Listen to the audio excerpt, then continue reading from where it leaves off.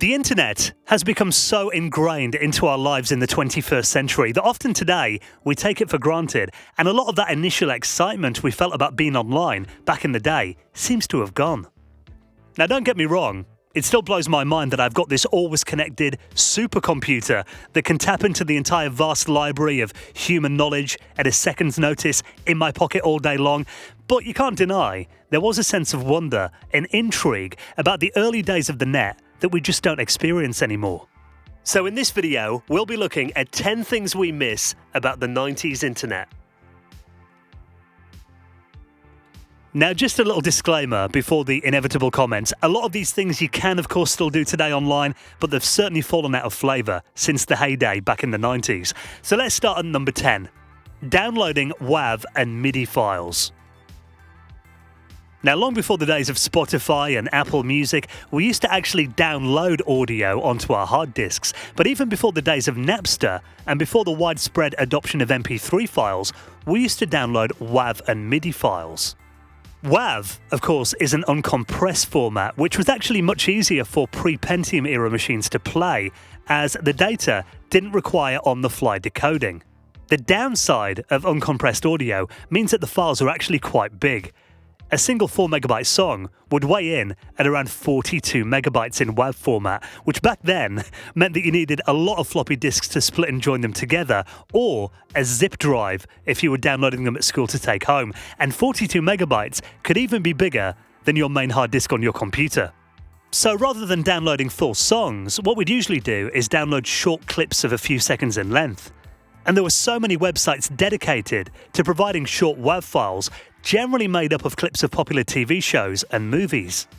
This meant that you could then fill up your hard disk with audio clips from Beavis and Butthead or Ren and Stimpy, and even set them as your Windows sounds or email alerts.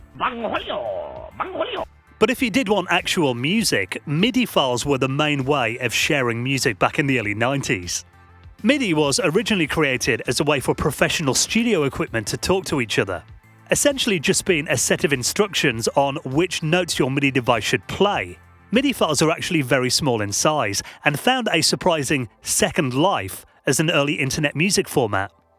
And as MIDI was supported by most web browsers of the day, and most off-the-shelf sound cards could actually play MIDI files with varying degrees of quality, this meant that MIDI allowed you to have a way of playing some form of music at a very small outlay.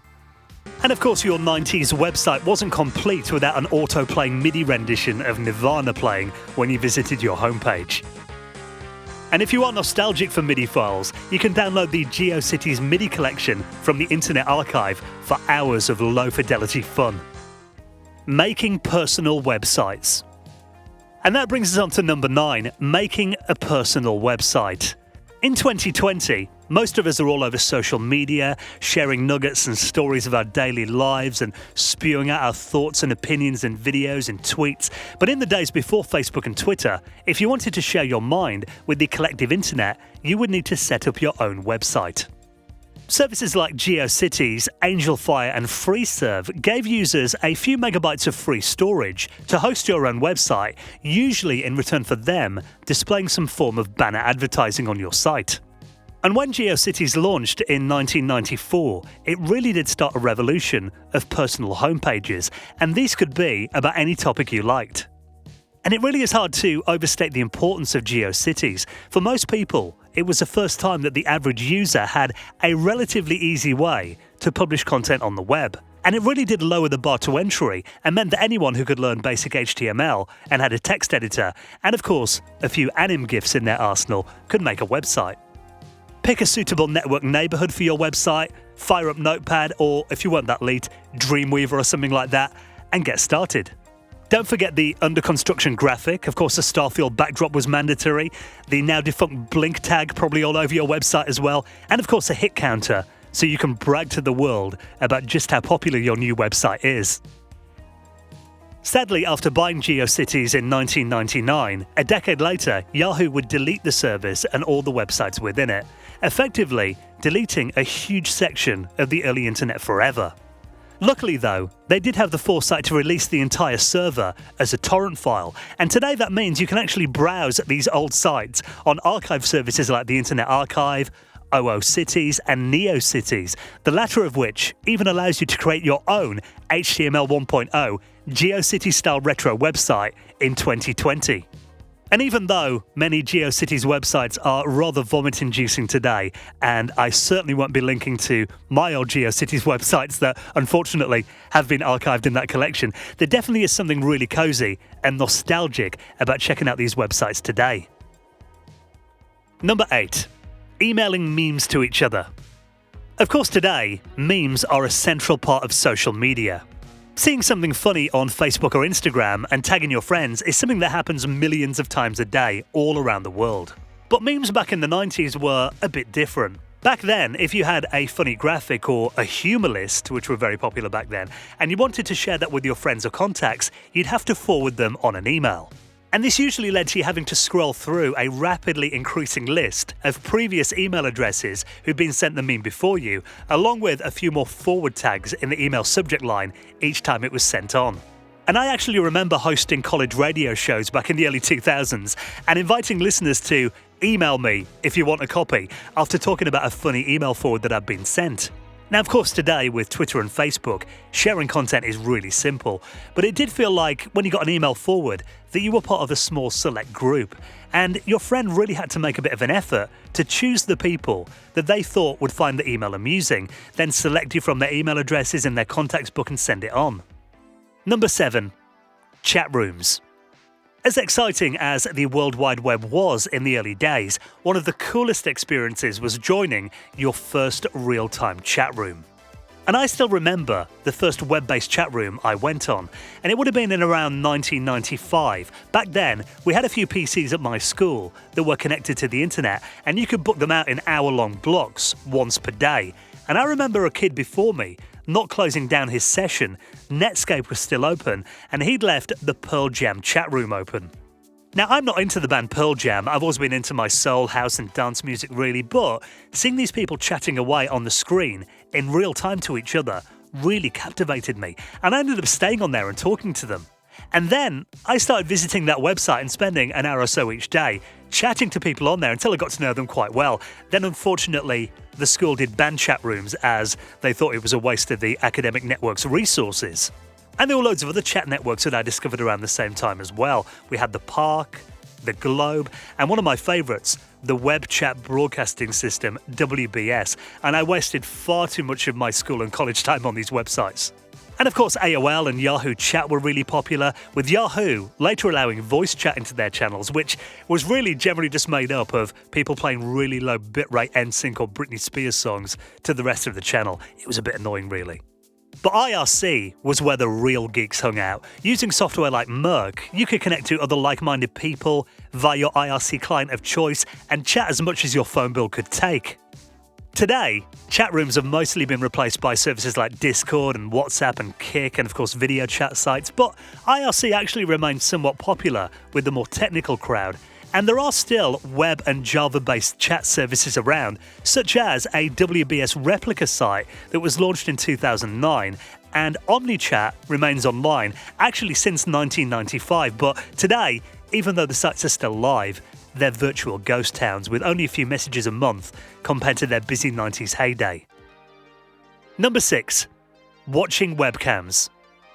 One of the web's most popular early websites was the Trojan Room Coffee Pot. Set up in 1991 and running on an Acorn Archimedes computer at the University of Cambridge, originally it was set up so people working in the building could see if the pot was filled with coffee remotely to save them a disappointing walk down the stairs. This 128 by 128 grayscale camera captured and updated regular images of their coffee pot. And the camera was connected to the World Wide Web in 1993 and became a surprising hit on the early web. When the camera was finally retired in 2001, it actually received news coverage in The Times, The Washington Post, The Guardian, Wired, and a lot more. And other webcams followed in its wake, including the amazing Fishcam, set up in 1994 by a then unknown startup called Netscape. And you can actually still visit it today by going to fishcam.com, although it's had a few relocations and a few different fish added over the years. And very soon, webcams were set up in all manner of locations. You had views over cities and busy streets, people were setting up webcams in their backyards and even their bedrooms, leading of course to the infamous JennyCam, where teenager Jennifer Ringley became the world's first livecaster, sharing everything with her fans from 1996 to 2003, and I mean everything. Like I said before, I think this is the best idea I've heard for that silly internet thing. And then we had Josh Harris, who turned his entire life into an internet TV show, as documented in the movie We Live in Public. Number 5. Modems. Now don't get me wrong, I wouldn't swap my several hundred megabyte always-on fibre connection for anything these days, but there was something special about the sounds of dialing into your ISP back in the day. The audio coming out of your modem as it negotiated a connection with another machine over the phone line was always met with a sense of impatient excitement, ready to get on and quickly download your emails and newsgroup messages and maybe save a few FTP files or maybe even download a couple of websites ready for offline reading as quickly as you could before you ran your phone bill up to astronomical levels. Every second that you spent online really did count back then. And if you are nostalgic for the old sounds of technology, there is actually a brilliant website that preserves a lot of them called savethesounds.info. Number 4. Choosing your search engine. Sure, today we've got a choice of websites like Bing or DuckDuckGo for the more privacy-inclined user, but let's be honest, the vast majority of people just use Google. With an 87% share of all web searches going to Google in 2020, it's been the majority search engine for the last 15 years at least, and any attempts to topple it have really been futile. Does anybody remember Cool? But it wasn't always the case. Back in the 90s, we were really spoiled for choice with search engines. If you wanted a hand-curated categorized directory, Yahoo was your site. If you wanted a more comprehensive search, alltheweb.com offered to search a mammoth 3 million websites. If you wanted a search engine your mum could use, you would ask Jeeves. And there was Alta Vista for the rest of us, not to mention all the smaller websites like Lycos, Hotbot, Excite, and many more. Life might be a lot easier today with everybody just using Google, but it was nice to have a choice. Number 3. Web rings. Now this ties into the times when we all had our own personal websites. A web ring would let you promote other websites from friends or on similar topics. By placing a small piece of HTML in the bottom of your homepage, it would then suggest another bunch of sites that the user might want to visit, and that in turn would promote your site as well. Before the days of running Facebook adverts or promoting your website on Twitter, this was a great way for users to find websites that they might also find interesting.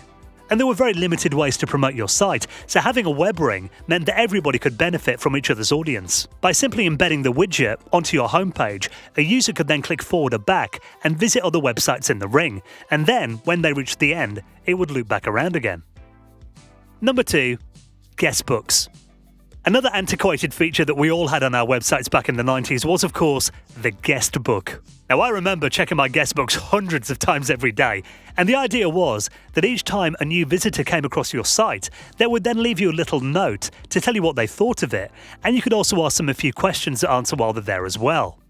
Now that we've got social media commenting on our websites, guestbooks are no longer needed, but they were a really nice way to translate those numbers that you saw increasing on your hit counter that would usually be placed next to your guestbook link on your homepage into actual people. And you'd usually ask them for their location and a comment, and it was really cool to see all these people from all around the world checking out your personal website and taking the time to leave you a comment. And I was really pleased to see that the retro-themed Captain Marvel website that Marvel set up last year included a guest book for that real 90s authenticity. And number 1, the sense of community. Now, suppose the last few items on this list all kind of tie together under this banner. It was the sense of collectively exploring this seemingly unlimited new cyber world with all these people you'd never met all around the world that now you were suddenly connected with. In my early days on the web, I'd meet people in chat rooms who would then become my email pen pals. I had several of them in Australia, America, Canada, Scotland, people I'd write to every week. We've never met in person to this day, but these people back then knew me better than some of my closest friends in real life. And I've got friends to this day that I met on IRC channels back in the 90s, chatting away about nonsense into the early hours of the morning. I had friends I met on music forums that every week we'd send cassette tapes to each other in the post with our latest mixtapes, and then later on arranged to meet in nightclubs all around the country. Of course, today, meeting people online and then face-to-face is commonplace, especially with the rise of online dating apps and websites and services like Meetup, allowing you to organise conferences in real life and real-life meetups about anything at all. And due to the power of video chat services and the speed of the modern internet, it's not even always required to meet in person. But the thing is, it's become just that, an everyday, almost mundane thing. Back in the 90s, chatting to someone from the UK, in America, on a chat room was really exciting. Getting an email from your pen pal was something you look forward to all week. And before the general population was all online, and before every business was there trying to sell you something on the web, it really did feel like a much smaller and cozier place, an electronic playground full of like-minded people. And because you weren't always connected, dialing up to the net really felt like an event, not something that you took for granted. And of course today, it is possible to recapture a little bit of that magic with, Facebook groups and Twitter. And if you gave me the option, admittedly, I probably wouldn't want to go back and live it again, but there was an undeniable magic about when the web was all so shiny and new. And if you've got memories of the early days on the web, maybe being on the internet back in the 90s, I'd love to hear about them in the comments.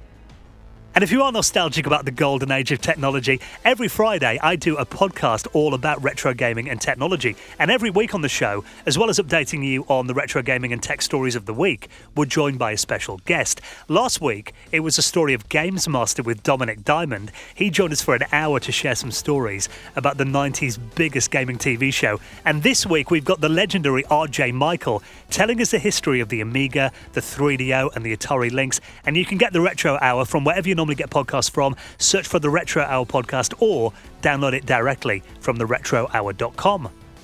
And while you're here on YouTube, you might want to check out another one of my videos I think you'll find interesting. And if you'd like to see more videos like this, please consider supporting my channel on Patreon. Stay safe, and I'll see you next week.